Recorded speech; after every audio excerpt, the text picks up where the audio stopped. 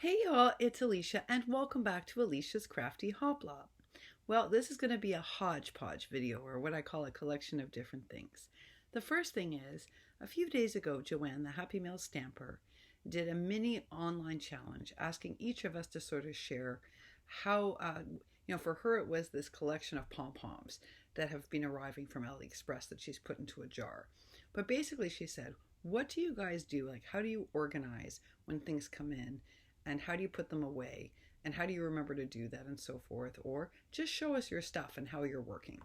So I thought it might be helpful because right now I'm working on a number of different projects and it requires a lot of like what I call mini organization, which is not my strength. So I'll show you a little bit about the system I've devised. It's not foolproof, but I wanted to honor, I said I would do Joanne's challenge and I wanted to do it faster than now, but this is my first opportunity. So the first thing is, you all know I save as many of my boxes, especially from Trader Joe's, because they're really sturdy and well built. So I save a bunch and I use them to make all sorts of things. I use them to make so this is chipboard thick, but it was actually made, this ATC was made by using, this one, some of them were made from cereal boxes and some were made from these. The other reason I really like this particular box from Trader Joe's is because I've been testing something. So basically, to honor Joanne's challenge, I want to show you. So I only keep one bin full. If I keep more than that full, then my house would be overrun because we have a tiny apartment. But this is pretty much what I need on a regular basis. So I've devised a system that one basket is important to have at all times. Then when I'm working on a bunch of mixed media projects, like I'm doing right now, and like a lot of vintage projects, I keep what I call a scrap bin. And it's like things that have already been stained, already been like torn, so that when I'm working on it, instead of just like putting into my regular scrap, I have a scrap box. I keep all the pieces that I might need because I'm working on so many of them, like pieces of chipboard and scrap like that. And I just keep a bin going. And when I'm finished those projects, then I will clear out and reorganize. And any pieces that I'm going to be saving, then I put away in my proper drawers. But while I'm actively working, I do keep this box so that I have all the scraps handy, all the pieces handy, and the colors or the materials. Like I save these from the Trader Joe's boxes because I gesso them and then I layer them up and they make a great backing for sentiments. So like when I'm working on a bunch of things like that, I save all of this so that I don't always have to use chipboard, right? So I keep all that in a bin, and then when I'm done those projects, I empty out, resort the bin, and put everything away. So that's another system. Well, because of the mail, I have to have a protocol to make sure that it's safe. So this is what I call mail to open. I want to make sure no one's address is showing. So this is the mail. This is my Happymail right now that I have to order. It's been disinfected. It's been left for 2 days, and it's in order of arrival. So for instance, we're going to open up this one after I'm done explaining this. So it's an order, so I don't break the order and I know which one came in and it's ready to go. So I just bought these at my dollar store here. They weren't $1, they were a couple of dollars, but they're cute and they work really well for this system. Then I have this matching little blue bin, and this is like so for instance, when Deb's Chilling Bag sent me the ephemera, I didn't want to just put this into my ephemera boxes because that's specifically for that amazing traveler's journal she put. So I have to think about where am I going to keep these separately. So it's in the sort and put away, as are her bows. They're also in there because these need to go into my package decorate. I have a package decorating bin. So basically this is stuff that has to be sorted into its proper home. And then now that I've shown you that and I fulfilled Joanne's challenge, let me show you one of the reasons why I love these. And Alice is the guinea pig right now because she's the first one I've ever built. But I've been building these little Flatmail books using these boxes because they're sturdy and they protect the things inside, right? So this is, Alice really is the experiment one, meaning that like there's a slight imperfection here because I'm just learning how to build them. I'm innovating them basically. So that's the front, and the front is a, okay, so I hand drew all these Brooklyn buildings on artist tracing paper, and then I laid them down, This is Alice in Wonderland paper, and if you look at my mixed media bin, you'll see that I collage mediumed all of a whole bunch of it, so it'd be ready for using, because Alice likes Alice in Wonderland, and her name is Alice, and so that's there. And then I let the peekaboo of the painting behind, I gessoed the box, then painted it, and that's my painting behind it. Then this is glassine that I've stamped with different stamps, like a honeybee and some postage stamps and a ticket stamp from that amazing vintage stationery box. And then this is a piece of holographic, but you see, this is exactly what I was just showing you. This piece where Alice's name is resting on, and it's nice and dimensional. This is one of these treated with gesso and then painted. So you see, folks, you think this is a scrap, but look, it worked perfectly. And then I just attached Alice's name using these really cute thickers. I inserted a ribbon underneath and in the back. This is the back. And the back is done with some Prima paper that's been distressed and ripped, plus some paper from that amazing stationery box. I'm telling you, that stationery, I could show you so many projects made with those items. That's how fabulous that box was. And maybe I'll show you some of the ones where like this, where it's less front and center, but the ticket stamp is on here. I used it for patterning on some craft paper that I gessoed and painted and stamped. And then this is a cut apart from Stamperia, and it says, painting is just another way of keeping a diary. So really, it wasn't meant to be like this fancy. And this just says on the side, dream, imagine, inspire, and create. And I'm still going to do a little detailing. But I wanted some way safe to send Alice some stuff. So I decided to innovate this one. And then you open it up. It's not quite finished yet, so be patient. I haven't done this section yet. I'm going to explain that. So this first one, I built a double layer policy envelope. So this is one, and this holds like a whole thing in, sorry, I'm not showing you. So this is one layer. It holds a whole thing in here. But then this is another pocket that holds more goodies here. And this says, art is a line around your thoughts. And then this is distressed up paper behind it. This is another one of those tickets from that amazing vintage stationery box. And then I hand painted this. So this is a double pocket. Then this is just a card, and it says hello. And I'm going to actually have my note, my personal letter to her attached here. But behind that hello, when she opens it, is a dimensional pocket. So this one I did build with flaps so I could put more stuff in here.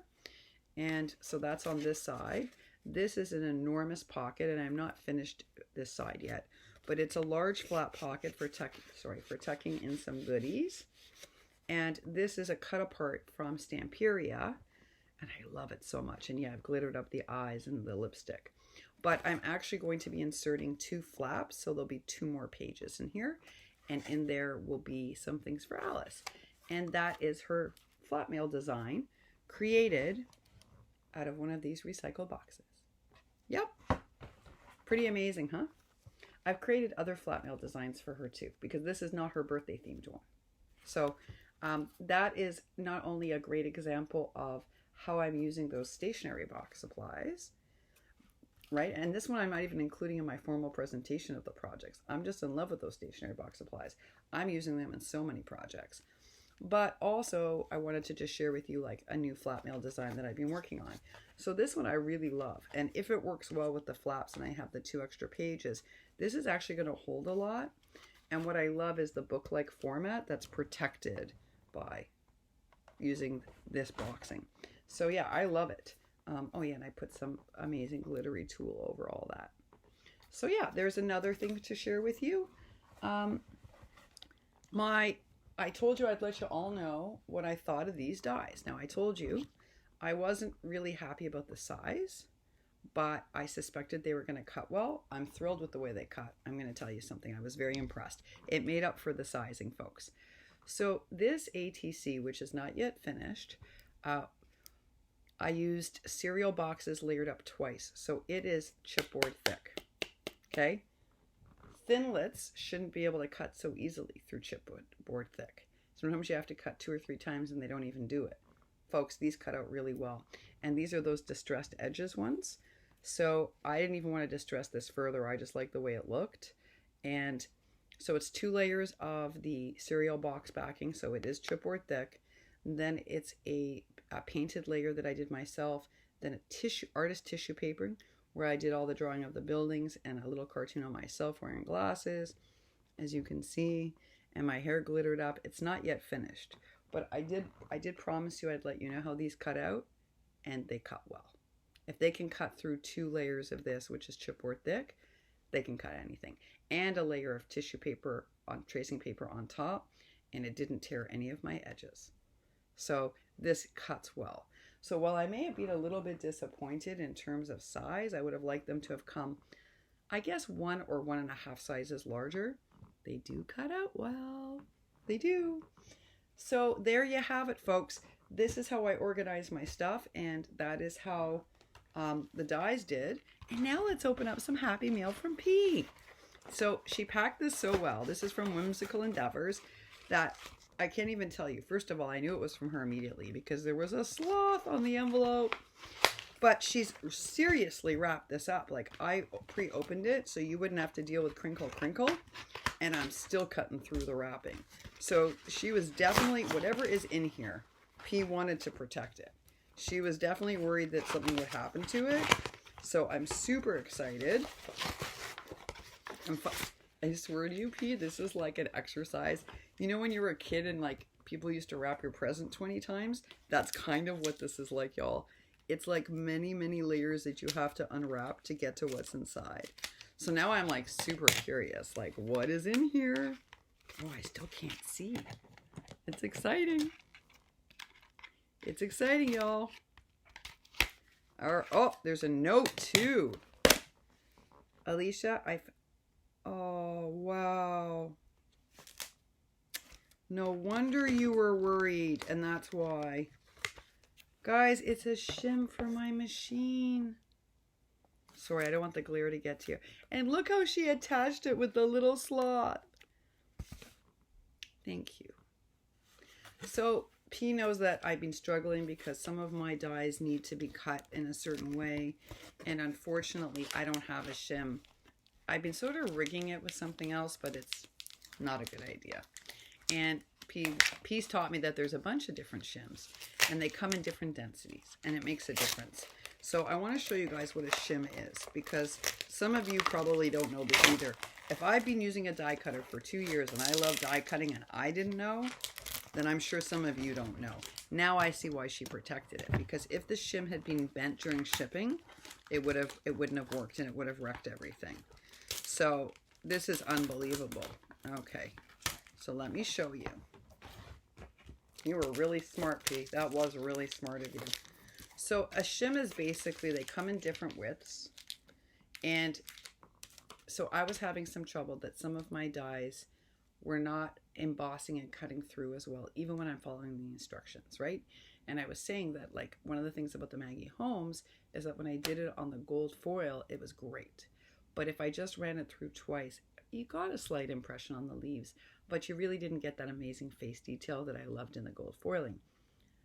So what P had suggested is you need a different shim. Put the shim underneath, run it through this different system, and then there were some other die issues where she had thought that would really help me too. So I've been examining online all the different kinds of shims, and I don't have one for this thinness, and this is what I needed. So that's what you use this for, folks. It's to put a little more, it's to close the distance between your plates and your dies to make it tight, and that's what pushes down and allows you to emboss and cut at the same time. So what an amazing, thoughtful gift. Thank you so much, P. This was really incredibly thoughtful of you and perfect timing because of what I'm working on. So thank you very much. P knows I super appreciate her. She's a very thoughtful individual. She's always watching like what we're all struggling with, and if she has a solution, she's like Misty C. You know, if she has a solution, or Susan Tootsie, they'll share it with you, or Carmen or Jellybean. These are generous people. They are never afraid to tell you their tricks of the trade. And Monty either.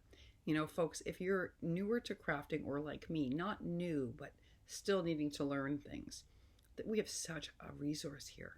So many people have been crafting for 20 years, 10 years plus.